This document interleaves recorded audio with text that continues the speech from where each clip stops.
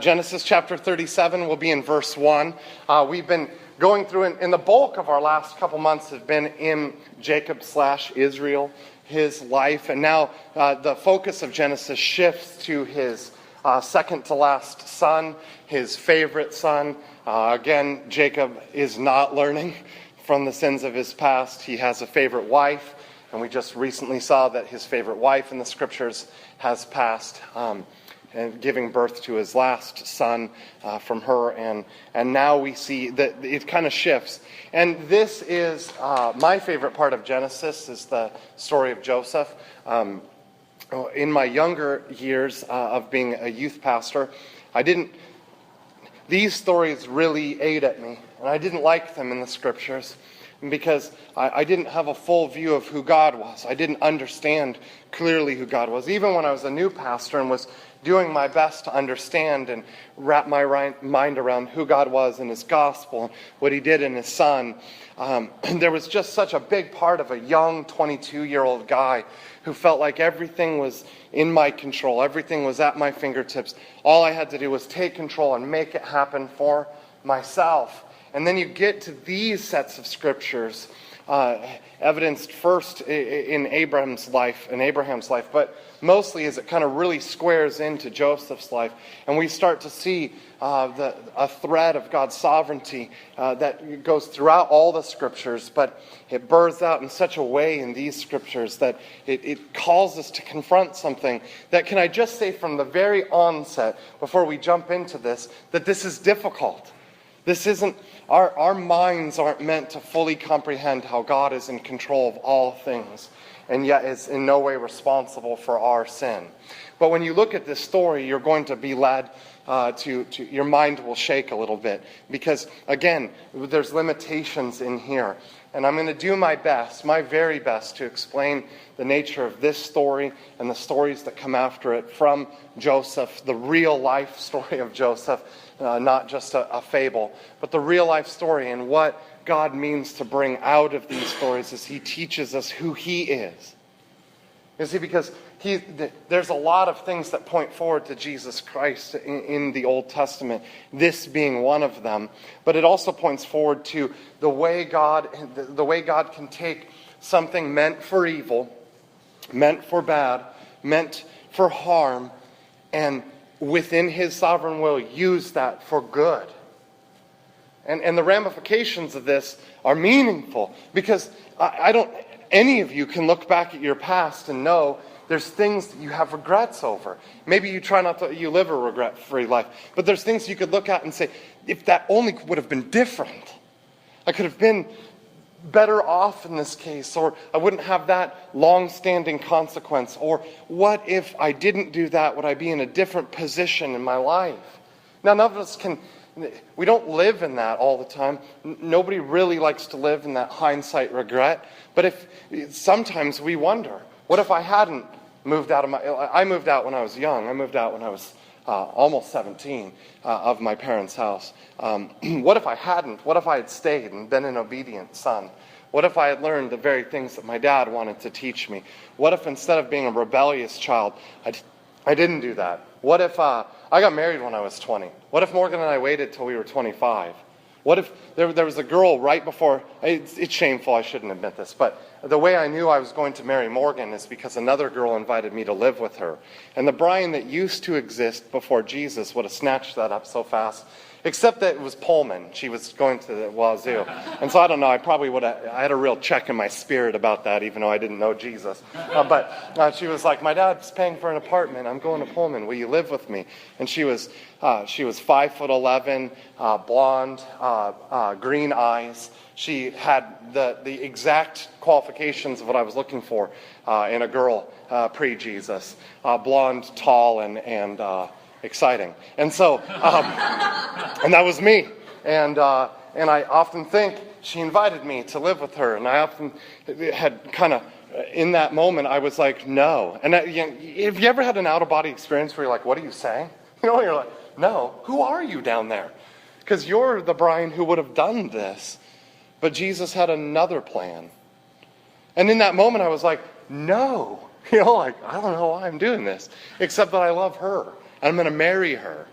And I don't like telling people that because they're like, when was that magical moment where you knew you were going to marry Morgan? It was when all this happened. I just knew that this was the woman I was going to be with for the rest of my life. And Morgan and I got married at 20. But what if we had had children immediately or not had? We waited 5 years till we had Preston. And now we're super old. I'm 36. And I just did a birthday party for my 7-year-old, who's now 7 today. And I was just tired, broken-legged, hobbling out there trying to keep up with little punk kids, and it's impossible. But I think and rethink our lives sometimes, and we look back at terrible things that have happened to us, things that we feel like shouldn't have happened to us. And in all those things, well, this story. Let's start in verse 1. Jacob lived in the land of his father's sojournings, in the land of Canaan. And remember I said, we contrasted with Esau's life from before, and Esau was successful in the world. He put forward kings and rulers and lived and conquered his own land and built his own homes and built cities, and his sons built cities. And in this case, this makes it a point to make sure to know Jacob's homeless. He's a sojourner. That's Scripture's way of saying he doesn't belong where he is at this point. And it says, these are the generations of Jacob. Joseph, being 17 years old, was pasturing the flock with his brothers. He was a boy with the sons of Bilhah and Zilpah, his father's wives. And Joseph brought a bad report of them to their father. Maybe some of you have had that sibling, or maybe some of you were that sibling. Verse 3. Now Israel loved, this is again Jacob's new name, Israel. Now Israel loved Joseph more than any other of his sons. I love Scripture's just flat honesty here. He just really loved Joseph more than any of his other sons, because he was the son of his old age, and he made him a robe of many colors. But when his brothers saw that their father loved him more than all his brothers, they hated him and could not speak peacefully to him. Now, let's just stop there for a second. We've already seen that Jacob isn't the world's greatest guy. And he's not the greatest father. He's not the greatest husband. Many, many mistakes that we've already been able to witness, and I'm sure an untold more that never made Scripture. But he allowed his wives to engage in sort of this one-upsmanship battle to see who could make him more kids. And even in the making of more kids, it didn't make him a better father. We saw that his wives had rivalry, and now we see that the same way that all of his wives had rivalry with each other, so did the boys. Now, I don't know. I didn't have a brother. I had a sister. But I hear if you have brothers, and I see it in my own 2 sons, there is a rivalry of whatever you can do, I can do better, and that sort of thing. And that seemed to just be a part of Jacob's boys. In fact, it got so bad that for Jacob that he would have, if you remember back to the story, he would have let the guy who didn't know God marry his daughter, and this is the guy who raped the same daughter. And it looked like, from all indications in the Scripture, that Jacob would have been cool with that. Would have thought, that would have made things better for me. I'd be able to be involved in this city. And if you remember, the guy was the guy whose the whole city was named after. And even in that case, you saw him blow it as a dad, as then his boys deceive everyone and kill everyone, all the men in the city, because of the rape of their sister. And he's blind. We see him blind right here to the fact that he favors his son Joseph. He favors him. I don't know what compels a dad. If you are dads, you know this. How many of you have kids that try to parent the other kids? It drives me out of my mind. I always have to go, Hudson, who's the dad? Is it me or you? He's trying to parent Preston and Madison. Preston does the same thing. He'll be like, no, that's unsafe. You can't do that. You need to take, he'll take something from Madison because it's unsafe. Or he'll instruct Madison, you're not allowed to do that, and here's the following reasons why you're not allowed to do it. I'm like, what? No, stop it. Yeah, Dad is still here. He may be broken, but he's around. Mom's here. You don't have to take that role. And this is the dad who gives the role to the young one, the baby in the family, who says, you're the good one, you're the one I like, you're the favored one, you're the one that I respect, even though I think he's about 17 at this age. And he puts Joseph in the position of going to where his brothers are working and then reporting back to him. What's that? This isn't a tattletale sort of situation where you're tattling on your siblings. This is a dad who makes his profession tattling on your siblings. Now, when my sister would tell on me, I wasn't kind to her. There was no great response back.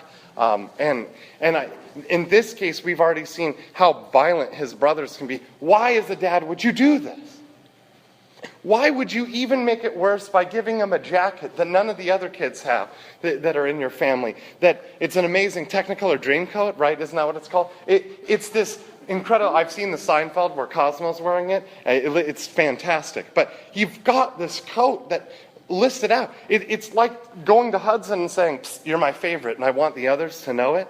So here, I'm going to give you this incredibly cool Pokemon jacket that says Dad's favorite. And go ahead and go interact with your siblings and see how that goes." His dad, Jacob, it's just... But before we go, I can't picture the scenario. Let me cook it in modern terms for you. There's a lot of families that begin young. When they're young, you guys are birthing into a new family. And right, so your first daughter's on their way, even though we don't know officially it's a daughter, but we know, because Jesus is good to us, that Thomas is going to have a daughter. And so they don't have a ton of money right now, and they're going to have this daughter, and they're going to have another daughter, and another daughter, and another daughter, and it's going to be awesome. And he's going to have to raise all these daughters. And then maybe 5-6 years after the last daughter's born, maybe in this scenario that I've cooked up, it's totally fictional, but it'll probably happen, then they'll finally have their boy. After all those years of all these daughters, Thomas losing whatever hair he had left, raising all these daughters, it's a miserable situation. It's a great situation for him. And but now they're in a better spot financially. The girls are all being married off by whoever Thomas chooses. It's a great thing. And the boy, who's 10 years, 15 years younger than the oldest maybe, and there's a big gap between the last one. Now they're in a better spot financially. All the girls are gone. And he turns 16 and they buy him a car, and they never bought the daughters a car. It's an easy scenario that you could see happening. For us, there was Preston. He was 5 years alive before we had Hudson. And we spoiled that thing rotten because we were bad. No, we loved our little boy. Like, so much time spent with him. We wanted him to be president to try to fix the problems that we're having. And so we groomed him, reading with him every day, loving him so much, like taking time with them. Then we had Hudson. And the time that we could have with Hudson was less. Then we have Madison, and we're going to ship her off. But it's a tough thing. It would look and appear the time that we gave our boy. Like, we were walking through Toys R Us yesterday to figure out or a couple days ago to figure out presents for Hudson. And I was just thinking, Preston owned almost this whole store, it seemed like. He owned hundreds of Thomas the Tank Engine, little things. Because this is a firstborn amongst all the kids of our family. So he was just showered with gifts. And now Hudson and Madison, not so much. Although Madison gets a lot more because isn't it cuter to buy girl things? She gets tons of stuff that's just because it's cute to be bought. This happens. This is real. You guys grew up in this, yes? Did your parents, were they perfect? Did they execute on things really well? Were they infallible in every way? Didn't make any mistakes as it related to raising you? My parents made me work for a car, and I couldn't get it till I could afford it, so I wasn't able to drive till I was 17. But they did buy my sister, who's just 15 months younger than me, a Honda CRX with the certain really sweet spoiler and / shading things, and what are those called? I don't know. Shading things in the back of it. So they bought her that car. Now, this is years later, and I still have deep-hearted, seated issues over the fact that they were like, you're going to have to shovel manure. You're going to have to work all the horse stalls around here. You're going to mow lawns. You're going to do everything. And you're not going to be able to buy a car or pay for your driver's education or do any of that. We're not going to do any of that. You're going to earn it. Son, you're going to earn it. And what did my sister do? They paid for her stuff. They paid for her insurance. When her boyfriend wrecked it, they paid for a new car.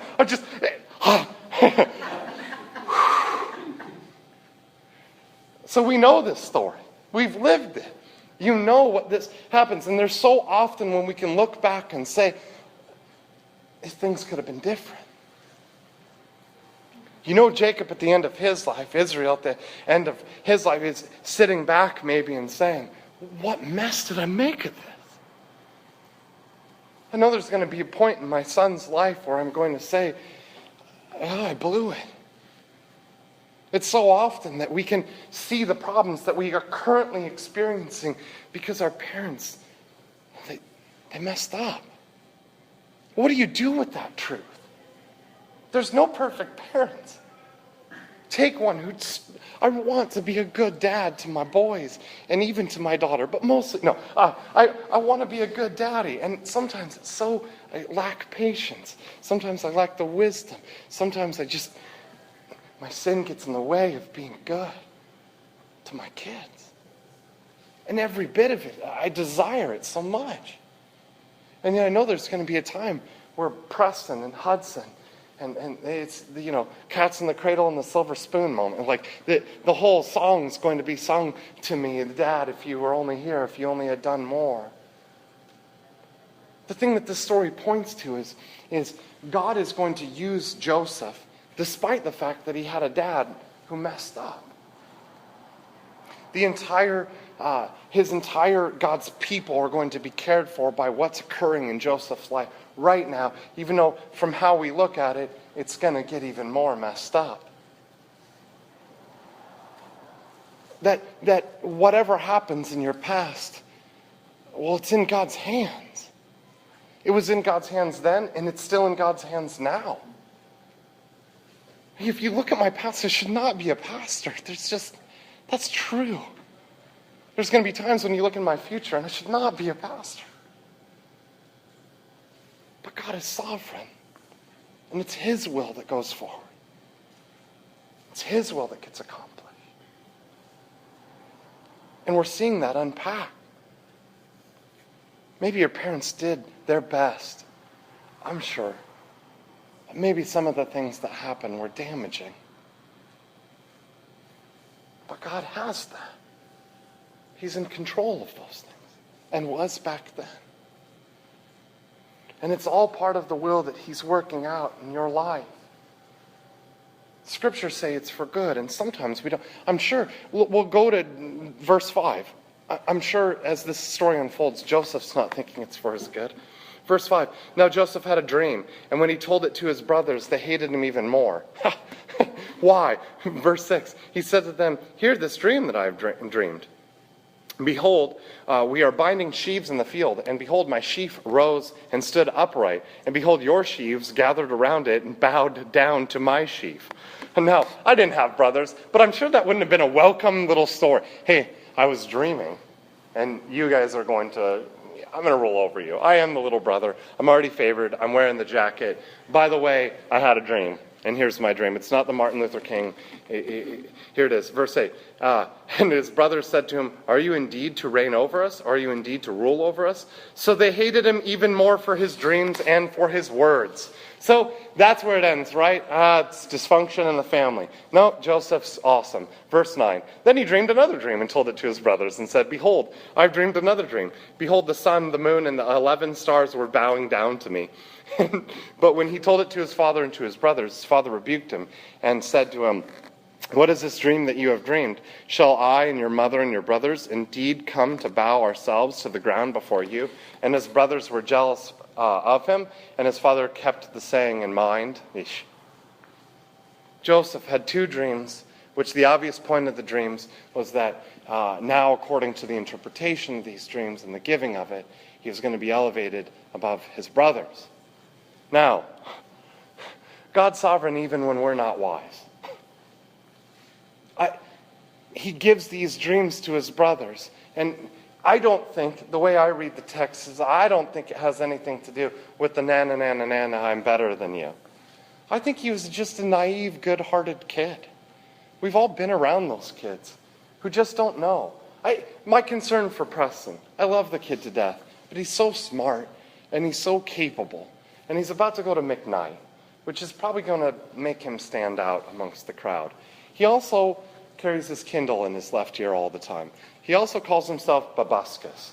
He also, he also has intricacies that are unique about the little boy. And he's incredibly genuine, and he's so naive, and he's so nice. And I could easily see him doing something very much like this from a very innocent position. I could see him going to other people and saying he's going to be better at math than them. And not mean it like a loser kid, but just be like, oh, I'm pretty good at math. I'm probably better than you. You know? And we look at that like, what? And Preston would be meaning that like, so I could help you, you know? And he doesn't say it in like a grieving sort of way. The kid's got a tender heart. But he says some of the things that are just so weird. He'll say to his mom, I just know better than you. And we're like, of course, you discipline him for that. But he does know better than Morgan as it comes to like a Minecraft thing when he's instructing his mom. Oh, Mom, no, I know. He's doing the Pokemon bingo thing that we were doing yesterday. And his mom was like, I don't know any of these Pokemon characters, and they don't have the name. So he's like, Mom, I can do all this. But that's how I would have said it. He just said, Mom, I love to do all this because you don't know anything. Okay? But the kid's good. He just meant you don't know the names of these things. I think this is Joseph. He's dense, naive to the fact that this is occurring when he's really competent. I think because his dad puts him in charge. But more than that, if you look at what's going to happen to him in the next couple chapters, you're going to see him as a very confident or competent guy. But he goes to check on in the fields, and I think he's going into these situations not even aware of the fact that his siblings hate him. I do think that. I think there's some things that we've done in our past just because we're naive. We could do a whole church service on the dumb things we did when we were teenagers. Yeah? Anybody? Should we? We got time. We might as well. We could raise our hands. Who wants to do that? Relive a bit of their past. It was one of the things that was so hard about being a youth pastor. They'd be like, Pastor Brian. No, they never called me that. Brian, what did you do?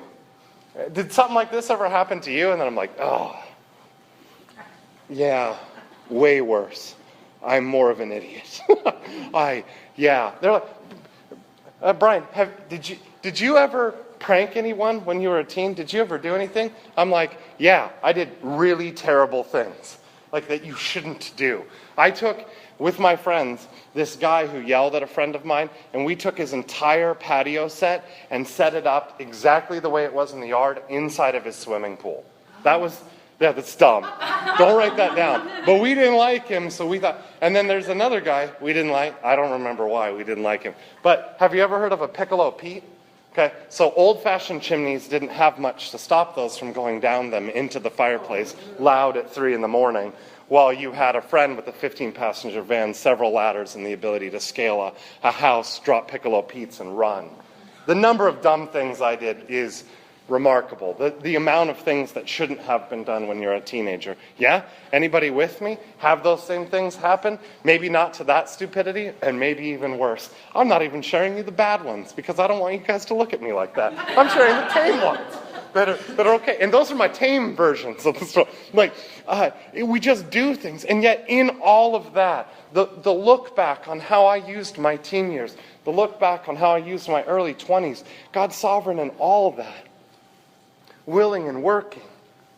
Despite all this that's going on in Joseph's life, the naivety that I think he had, the general sort of favoritism that his dad shows and the way he lives in that favoritism, I think if he was here and we were interviewing, he thought that all those things were good to share and all those ways that his dad was calling him to be and the jacket that he got to wear were good and that his brothers actually liked him. You know, for some siblings, I love the realization that happens when they realize that they are that kid. They are Joseph. They thought all their siblings liked him and all their siblings hated him. And then there was like, what? We just know. If you look back at how you've spent the time from in your past, do you just have moments that you feel like, man, what was I thinking? What was I doing? This whole story is full of them. Keep going. Verse 12. Now his brothers went to pasture their father's flock near Shechem, and Israel said to Joseph, are not your brothers pasturing the flock at Shechem? Come, I will send you to them. And he said to him, here I am. So he said to him, go now and see if it is well with your brothers and with the flock, and bring word to me. So he sent them to the valley of Hebron and came to Shechem. And a man found him wandering in the fields and asked him, what are you seeking? Just take note of that. He couldn't really find him at first. And then a man said, what are you seeking? Verse 16, I'm seeking my brothers. He said, please tell me where they are pasturing their flock. And the man said, they have gone away for I heard them say, 'Let us go to Dothan.' So Joseph and his brothers went and found them at Dothan. They said they saw him from afar, and before he came near to them, they conspired against him to kill him." Verse 19, they said to one another, "Here comes this dreamer. Come now, let us kill him and throw him into one of the pits. Then we will say that a fierce animal has devoured him, and we will see what will become of his dreams." But Reuben heard it. He rescued him out of their hands, saying, "Let us not take his life." And Reuben said to them, "Shed no blood, throw him into this pit here in the wilderness, but do not lay a hand on him, that he might rescue him out of their hand to restore him to his father." So when Joseph came to his brothers, they stripped him of his robe, the robe of many colors that he wore. And they took him and threw him into a pit. The pit was empty. There was no water in it. They sat down to eat, and looking up, they saw a caravan of Ishmaelites from Gilead with their camels bearing gum, balm, and myrrh on their way to carry it down to Egypt. Then Judah said to his brothers, "What profit is it if we kill our brother and conceal his blood? Come, let us sell him to the Ishmaelites, and let not our hand be upon him, for he is our brother, our own flesh." And his brothers listened to him. Then the Midianite traders passed by, and they drew Joseph up and lifted him out of the pit and sold him to the Ishmaelites for 20 shekels of silver. And they took Joseph to Egypt. Verse 29, when Reuben returned to the pit and saw that Joseph was not in the pit, he tore his clothes and returned to his brothers and said, "The boy is gone, and I, where shall I go?" Then they took Joseph's robe and slaughtered a goat and dipped the robe in the blood. And they sent the robe of many colors and brought it to their father and said, "This we have found. Please identify whether it's your son's robe or not." And he identified it and said, "It is my son's robe. A fierce animal has devoured him. Joseph is without doubt torn to pieces." Then Jacob tore his garments and put sackcloth on his loins and mourned for his son for many days. All his sons and his daughters rose to comfort him, but he refused to be comforted, saying, "No, I shall go down to Sheol to my son, mourning." Thus his father wept for him. Meanwhile, the Midianites sold him in Egypt to Potiphar, an officer of Pharaoh, the captain of the guard. So it focuses in on the deep-hearted, hard-hearted sin that's committed by the brothers. And this story is it's incredibly diverse in all the little things that are going on here. One of which is when they say we should kill our brother, Reuben, the oldest. And if you remember, Reuben's the one who slept with his dad's wife, not his mom, but one of his dad's wives. He slept with them, and has fallen out of favor with the dad. This should have been the one who had the favor. Reuben's the number one son. And so you can already see, as all the brothers hate him, Reuben is trying to save his life.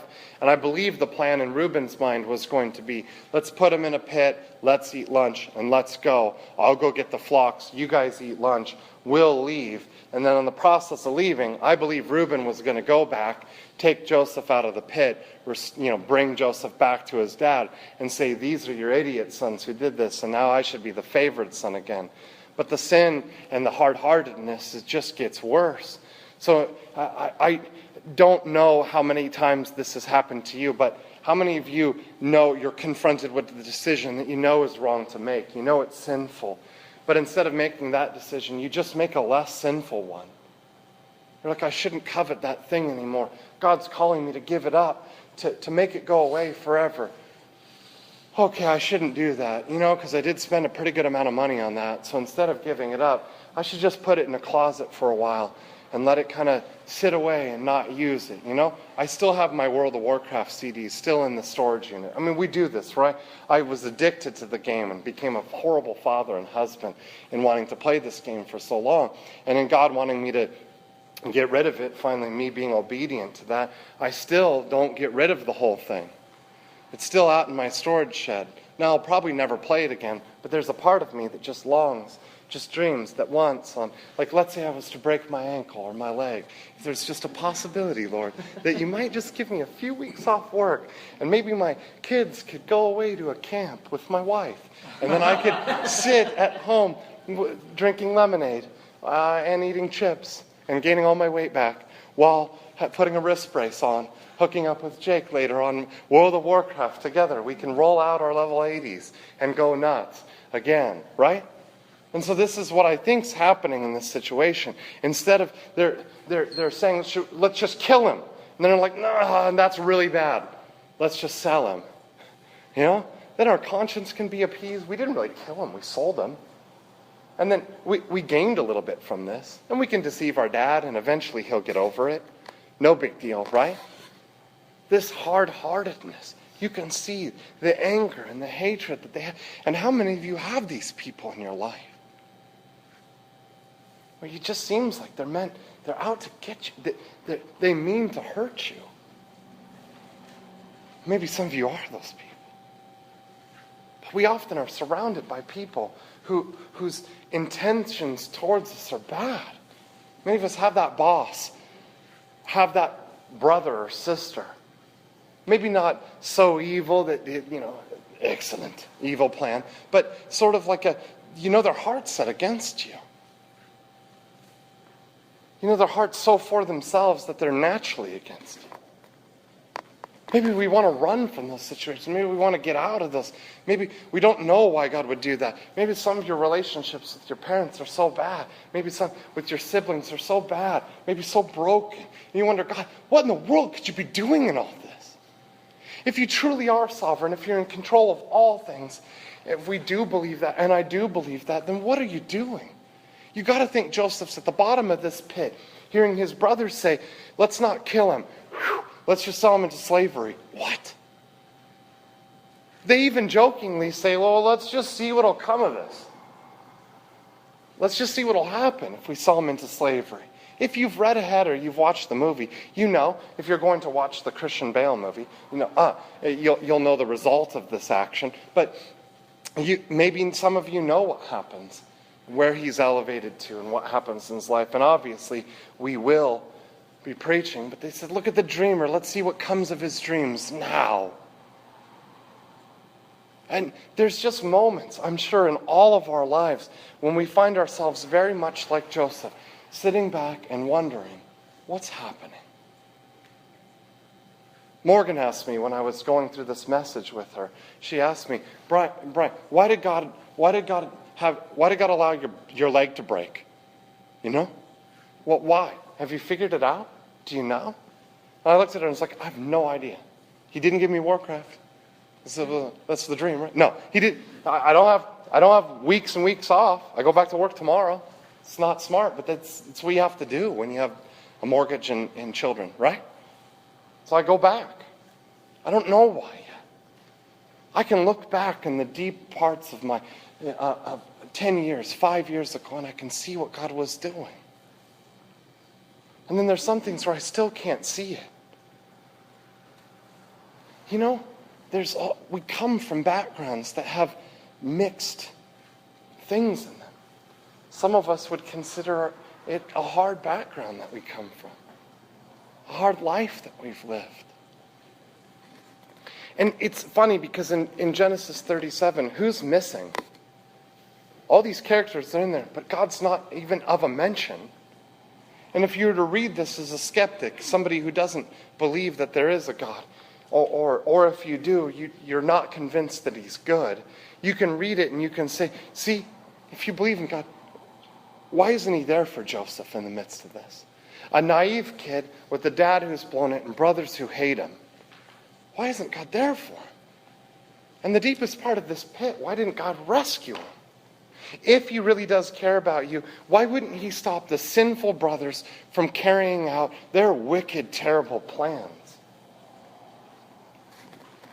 Have you ever wondered stuff like that? It's okay. It's okay to look up to God and say, what are you doing? I don't see your hand in this. I don't understand. And then you can see God painted throughout the entirety of this story. Even though his name's never mentioned. He's obviously at work even when he's silent. In fact, you'll know at the end of this whole story with Joseph, in Genesis chapter 50, he says to his brothers, in this position that years later he'll get to say to his brothers, he says, what you meant for evil against me, you meant it for evil against me, but God meant it for good in order to bring about this present result. So he understands something that all of us, as your pastor, I would deeply want you to understand. That when we look to our past and we see what was meant for evil, what was terrible, what was harmful, even the things that were good that became harmful, what God meant those things for good, He will bring good from those things. He sovereignly works this. Now, what's going to be incredible, turn to Genesis chapter 15 if you still have your Bibles out, or you can easily flick there as you're looking at your Facebook on your phone. You can go and see in Genesis chapter 15. Let's go to verse 13. Genesis chapter 15. How do we know God's sovereign hand is involved in this whole thing, even when his name's not mentioned? Here's what he says to Abraham. This is Joseph's great-grandfather. Then the Lord said to Abram, know for certain that your offspring will be sojourners in a land that is not theirs, and will be servants there, and they will be afflicted for 400 years. But I will bring judgment on the nation that they serve, and afterward they shall come out with great possessions. As for you, you shall go to your fathers in peace. You shall be buried in a good old age, and they shall not come back here in the fourth generation, or they shall come back here in the fourth generation, for the iniquity of the Amorites is not yet complete. This whole thing was planned years and years and years before. In fact, when we jump into Genesis chapter 38, God reveals his plan on why he sent Joseph to Egypt.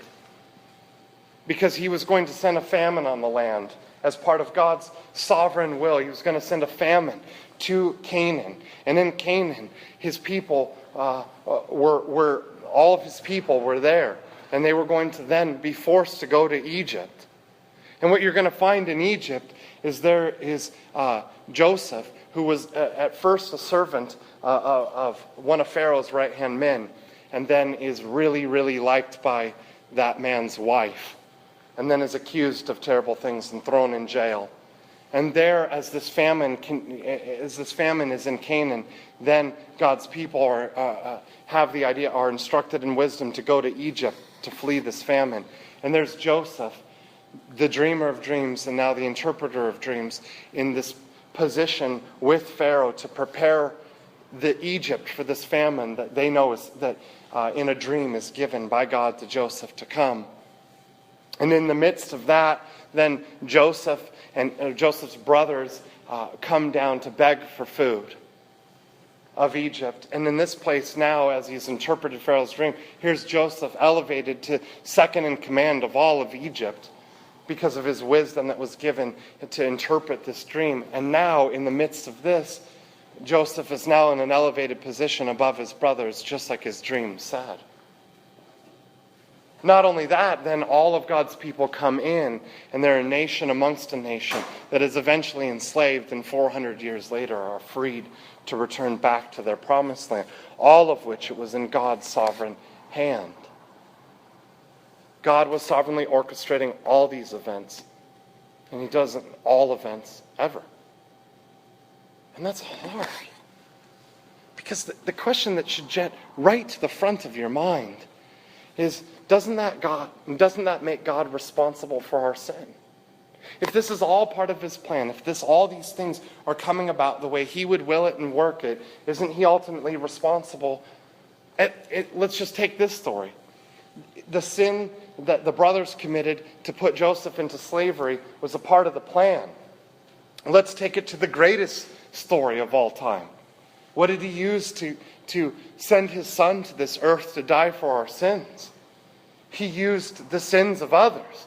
Betrayal by Judas, the arrogance of Pilate. He used his people, he used their hard-heartedness towards their Savior to demand that this man be murdered and a thief be set free.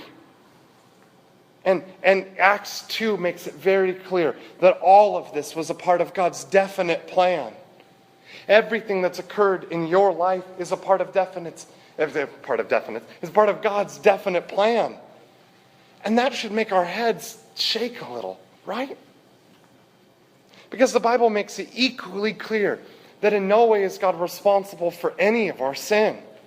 And yet in His sovereign will, He uses both sin and obedience to accomplish His will. And if that hurts your head to think about, join the club. Even Paul, in response to this, in Romans 11 said, "Oh, the depths of the riches, both of the wisdom and knowledge of God. How unsearchable are His judgments and unfathomable His ways."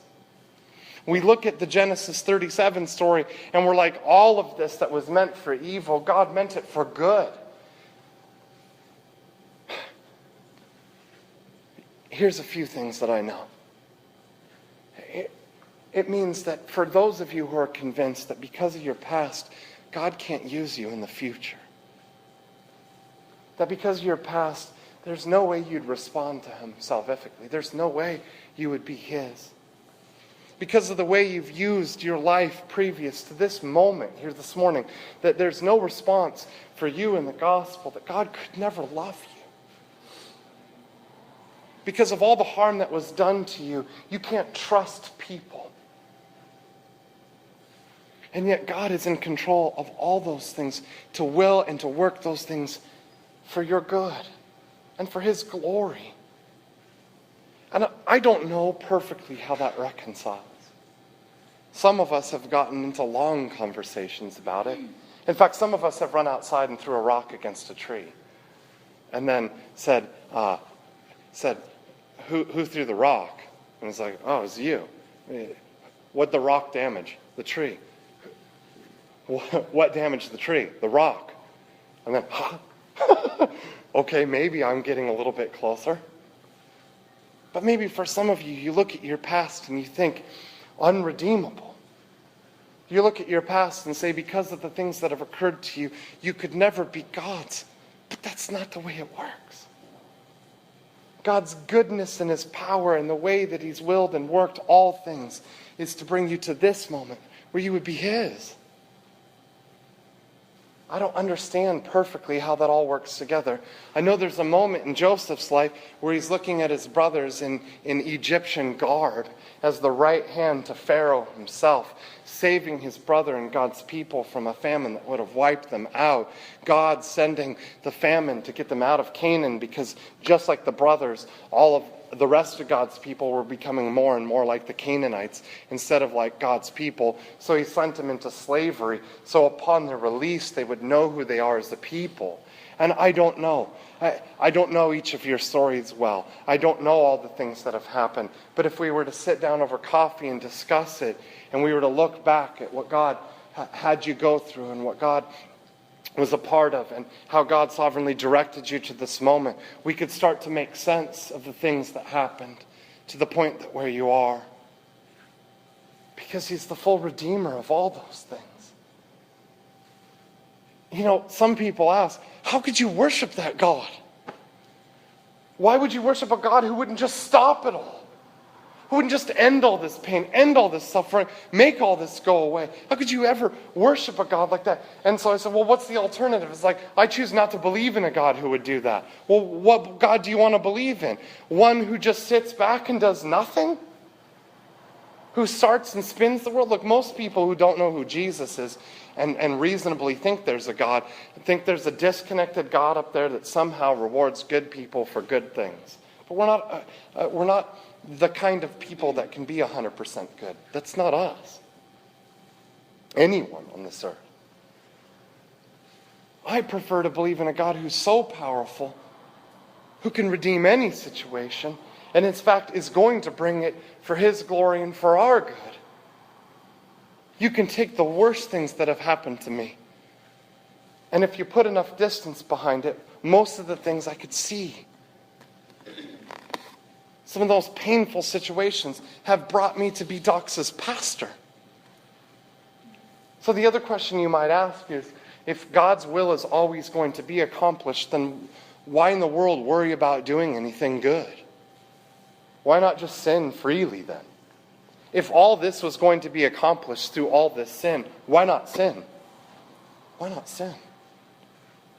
Why strive to follow God, to be obedient to his commands? Because we know that it can be difficult to walk with God in that way. Why not sin our way forward?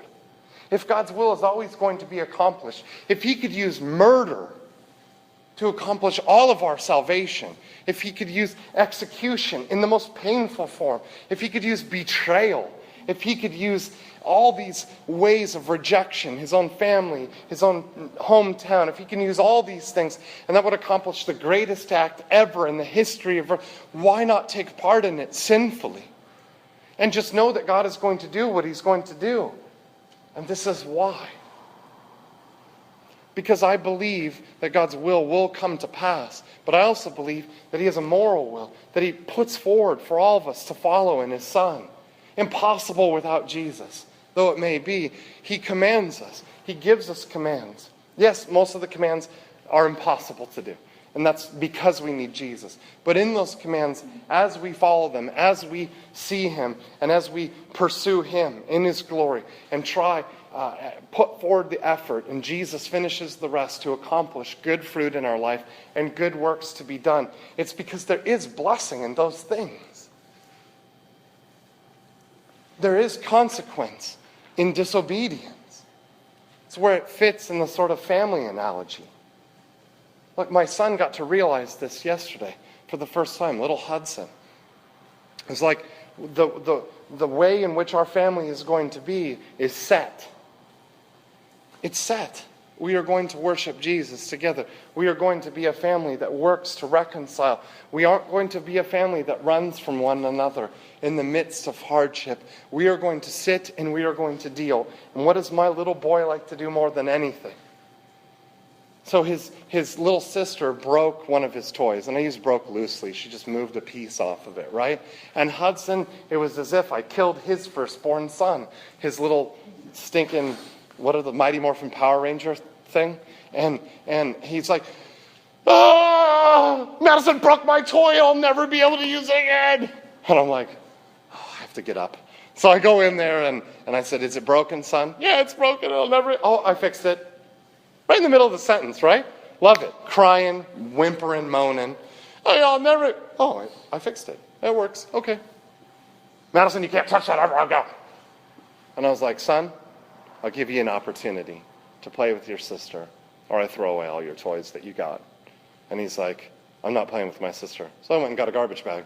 And I was reverse Santa, putting it in a sack. And he, Dad, whatever you need to do, don't take away the toys. And then, fine, throw them away. I'll never play with again. And he just starts stomping upstairs. I'm like, this is my son. What in the world is happening? And I was like, son, come here. Come down from the stairs. Come down.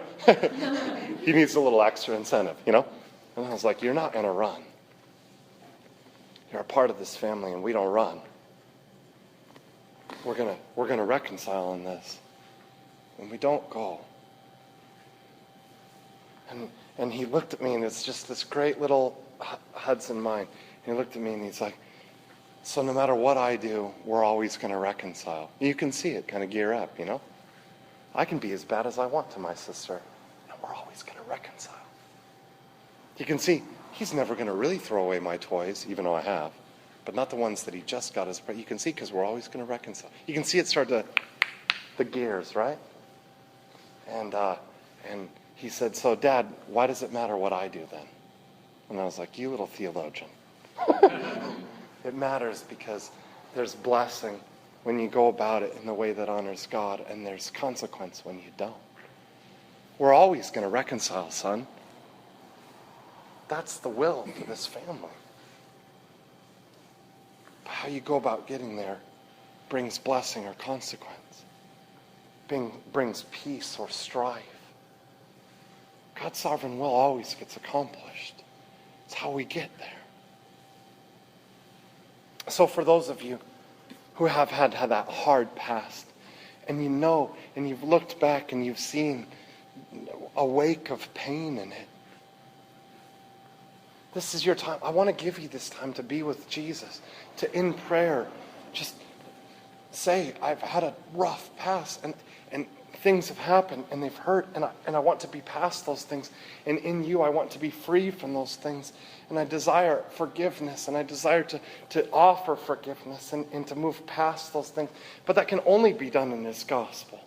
That can only be done in the freedom that Jesus Christ bought you on the cross. And it can only be done when we follow him, when we confess that he's Lord, when we're his, when the new desires that have birthed within us that so want to break free from the past. And just acknowledge your hand was in this. You've brought me to this moment. To be yours in this. Well, as I look back at all the things that you've weaved, I'm here and I'm yours. For some of you, that's going to be a first-time response to the gospel and belief and confession, what Jesus did on the cross.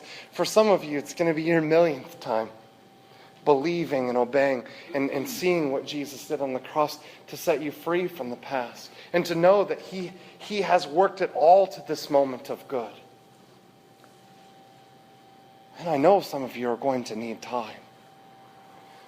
James, the book of James tells you, you can ask for wisdom and he'll give it in abundance. So for some of you who have deep pain in your past, maybe this is your time, in light of the gospel, to ask for that wisdom. God, what are you bringing of good of this? Why was this the path in which you brought me? For some, maybe you've played games with obedience.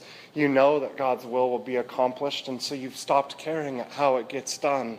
And for you, this is your moment to be with Jesus in prayer, to confess that is sin, and see that in obedience there's a peace that goes beyond understanding, and there's a blessing that goes beyond just some cheap prosperity message, but something so intrinsically valuable because we get God himself in it.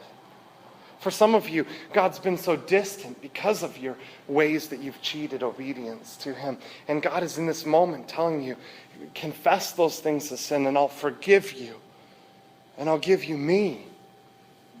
And then we can sing. We can go to the communion table. We can take the grace that's offered to us, that's more than symbolizing in this bread, in the body that's broken and the blood that was shed.